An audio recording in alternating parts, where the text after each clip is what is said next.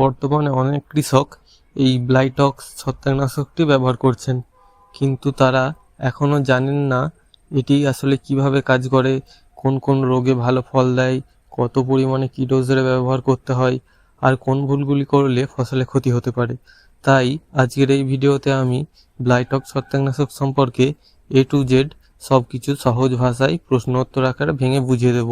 এই ভিডিওটি শেষ পর্যন্ত দেখলে এই ছত্রাকনাশক সম্পর্কে আলাদা করে আর কোথাও জানার বা খোঁজার প্রয়োজন হবে না। তাহলে চলুন শুরু করা যাক। প্রথম প্রশ্ন, ব্লাইটক্স ছত্রাকনাশক আসলে কি? ব্লাইটক্স এর মধ্যে আছে মূলত কপার অক্সিক্লোরাইড 50% WP। এটি একটি তামাঘটিত বর্ষজনিত ছত্রাকনাশক এবং ব্যাকটেরিয়ানাশক, অর্থাৎ এটি ছত্রাকের সাথে সাথে ব্যাকটেরিয়াকেও নাশ করতে পারে। দ্বিতীয় প্রশ্ন, এটি কীরকম দেখতে? এটি একটি হালকা নীল রঙের গুঁড়ো পাউডার ফর্মে আমরা পাই, যা সহজেই জলের সাথে গুলে যায়। তৃতীয় প্রশ্ন, এটি কিভাবে কাজ করে? এটি মূলত মাল্টিসাইট কন্ট্যাক্ট ফাঙ্গিসাইড। এর মানে হলো এটি গাছের ভিতরে প্রবেশ করে না, বরং পাতা, কাণ্ড এবং ফলের উপর একটি সুরক্ষামূলক আবরণ তৈরি করে। এটি স্প্রে করার পর কপার অক্সিক্লোরাইড থেকে ধীরে ধীরে কপারের আয়ন বের হয়। এই কপার আয়ন ছত্রাকের কোষের গুরুত্বপূর্ণ এনজাইম ও প্রোটিনের কার্যক্রম সৃষ্টিতে বাধা সৃষ্টি করে, ফলে ছত্রাকের বংশবৃদ্ধি করতে পারে না এবং ধীরে ধীরে ছত্রাকগুলি মারা যায়। এবার জেনে নেওয়া যাক কোন কোন রোগে কপার অক্সিক্লোরাইড কার্যকর। এটি পাতার দাগ, লেবু গাছের ক্যাঙ্কার, ডাল পচা, পাতার মরিচা রোগ, অ্যানথ্রাকনোজ, ডাউলি মিলডিউ, আগাম ধসা এবং নামি ধসা ইত্যাদি রোগের উপর কাজ করে। এছাড়া কিছু ব্যাকটেরিয়াজনিত রোগের উপরেও এটি সহায়ক ভূমিকা পালন করে। কোন কোন ফসলে কপার অক্সিক্লোরাইড ব্যবহার করা হয়? আলু ও টমেটোতে আগাম ও নামি ধসা, লেবু ও মাল্টার ক্যাঙ্কার এবং ডাল পচা, লঙ্কা বা মরিচের অ্যানথ্রাকনোজ, পাতা পচা ও ডাল পচা, পেঁয়াজ ও রসুনের পার্পল ব্লচ বা পাতা পড়া রোগ, গোড়া পচা, এবং শসা ও কুমড়ো জাতীয় ফসলে ডাউনি মিলডিউ রোগের উপর এই ছত্রাকনাশকটি কাজ করে। রোগের কোন পর্যায়ে এটি স্প্রে করবেন? কপার অক্সিক্লোরাইড মূলত একটি প্রতিরোধক বা প্রিভেন্টিভ অর্থাৎ এবং স্পর্শক বা কন্ট্যাক্ট ছত্রাকনাশক। এটি গাছের ভিতরে কোষে প্রবেশ করে কাজ করতে পারে না, বরং এটি পাতার উপরে একটি স্তর তৈরি করে। তাই সবচেয়ে ভালো কাজ হলো রোগ গাছে ছড়িয়ে পড়ার আগে এটি স্প্রে করে দেওয়া, যাতে গাছে রোগ না ছড়িয়ে পড়তে পারে দ্রুত। কখন স্প্রে করা উচিত? স্প্রে করার সবচেয়ে ভালো সময় হলো ভোরবেলা বা সকালের দিকে, যখন পাতায় রোদ হালকা থাকে এবং শিশি শুকিয়ে যায়, অথবা পরন্ত বিকেলে সূর্যের তেজ কমে গেলে। কোনোভাবেই কড়া রোদে বা প্রচণ্ড গরমের সময় এটি স্প্রে করা উচিত নয়। তীব্র রোদের সময় স্প্রে করলে রাসায়নিক বিক্রিয়ার কারণে গাছের পাতা পুড়ে যেতে পারে বা পাতা ঝলসে যাওয়ার ঝুঁকি থাকে। এই কপার অক্সিক্লোরাইড ব্যবহারের বিশেষ সুবিধা। কৃষিকাজে অন্যান্য ছত্রাকনাশকের তুলনায় কপার অক্সিক্লোরাইড ব্যবহারের বেশ কিছু বিশেষ সুবিধা সেগুলি হলো: 1 নম্বর, ছত্রাকনাশক ও ব্যাকটেরিয়ানাশক উভয়ই কার্যকর, অর্থাৎ ব্রড স্পেকট্রাম। অনেক ছত্রাকনাশক কেবল ছত্রাকের বিরুদ্ধেই কাজ করে, কিন্তু কপার অক্সিক্লোরাইড সবচেয়ে বড় সুবিধা হলো এটি ছত্রাকের জনিত রোগ যেমন ব্লাইট, ডাউনি মিলডিউ ইত্যাদির সাথে সাথে ব্যাকটেরিয়াজনিত রোগ অর্থাৎ লেবুর ক্যাঙ্কার ইত্যাদি দমনেও কার্যকর। 2 নম্বর, জীবাণুর প্রতিরোধ ক্ষমতা বা রেজিস্ট্যান্স তৈরি হয় না। আধুনিক অনেক ছত্রাকনাশক বারবার ব্যবহার করলে জীবাণুরা ছত্রাকনাশকটির বিরুদ্ধে প্রতিরোধ ক্ষমতা বা রেজিস্ট্যান্স গড়ে তোলে, ফলে একসময় এই ওষুধ আর কাজ করে না। কিন্তু কপার অক্সিক্লোরাইড জীবাণুর কোষের বিভিন্ন স্থানে একসাথে আঘাত করে, মাল্টিসাইট অ্যাকশন এর মধ্যে আছে, ফলে জীবাণু সহজেই এর বিরুদ্ধে প্রতিরোধ ক্ষমতা তৈরি করতে পারে না। ফলে এটি বছরের পর বছর সমানভাবে একইভাবেই এটি কাজ করে চলেছে চাষির জমিতে। পাতাই ভালোভাবে আটকে যায়।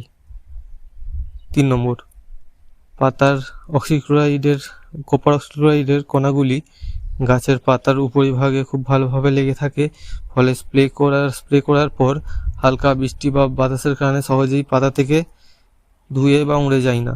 এটি গাছের গায়ে একটি মজবুত প্রলেপ তৈরি করে এবং দীর্ঘক্ষণ সুরক্ষা দেয়। 4 নম্বর, সাশ্রয়ী ও সহজলভ্য। আধুনিক সিস্টেমিক বা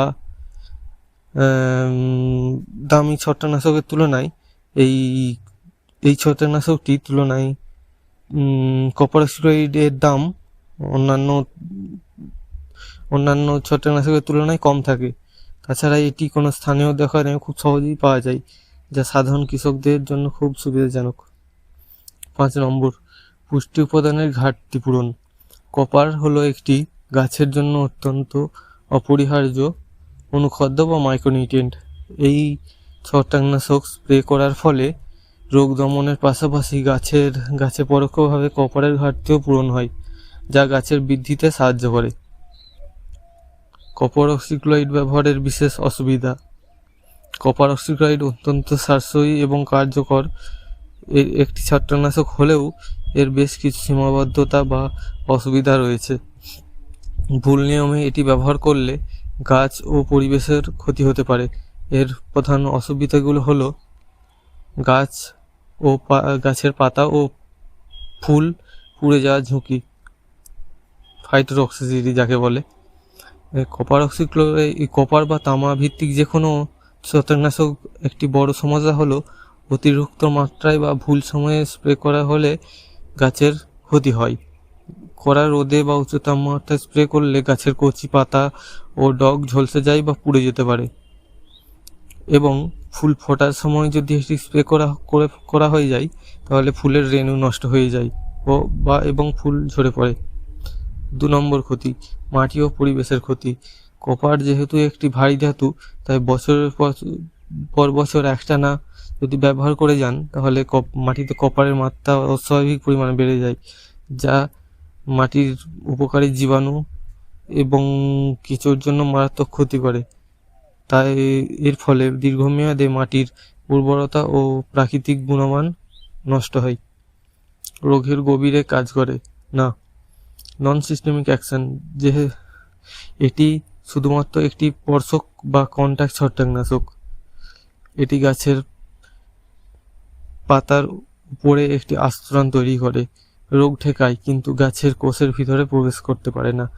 একবার ছত্রাক বা ব্যাকটেরিয়ার গাছের টিস্যুর ভিতরে প্রবেশ করে ছড়িয়ে পড়লে কপার অক্সিক্লোরাইড স্প্রে করে সেই রোগকে আর সারানো সম্ভব হয় না। আরেকটি অসুবিধা হলো অন্যান্য ওষুধের সাথে মেশানো যায় না। কপার অক্সিক্লোরাইড অন্যান্য সাধারণ কীটনাশক বা ছত্রাকনাশকের সাথে একসাথে মিশিয়ে স্প্রে করা যায় না। বিশেষ করে এটি আম্লীয় বা অর্গানোফসফেট জাতীয় ওষুধের সাথে মেশালে ক্ষতিকারক রাসায়নিক বিক্রিয়া ঘটে, যা গাছের জন্য বিষাক্ত। তাই এটি একাই স্প্রে করতে হয়। ফল ও পাতায় দাগ পড়ে।